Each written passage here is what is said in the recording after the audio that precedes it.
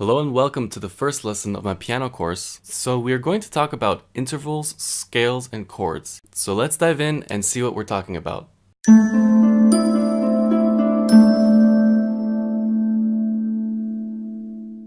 Okay, so let's talk about intervals. An interval is basically the distance between one note to another. Alright, so this is an interval,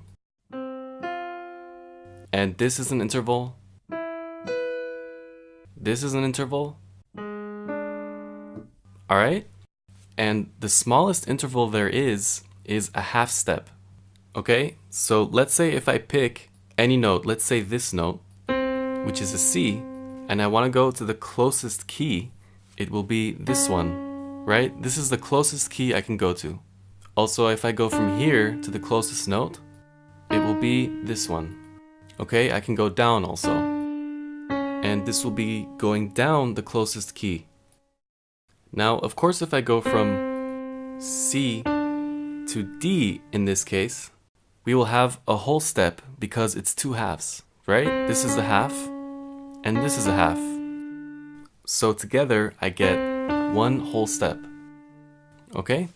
Okay, so we have a half step and a whole step. And let's go from here to scales.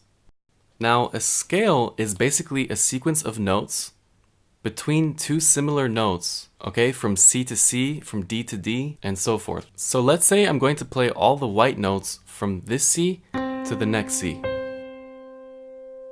Only the white notes. Okay, it happens to be that this is a C major scale. This is what happens when you play only the white notes between one C to the next one. And if I check the sequence between these notes, I can see that they're different, okay? For example, from C to D, we have a whole step. From D to E, also a whole step. From E to F, we have a half step. F to G, whole step. G to A, whole step. A to B, whole step. And B to C, half step. So basically, what we have now is the sequence for a major scale. And if we take this sequence and apply it on a different tone, okay, let's say I want to play a major scale on D, all I have to do is take the sequence that we just found out and apply it on D.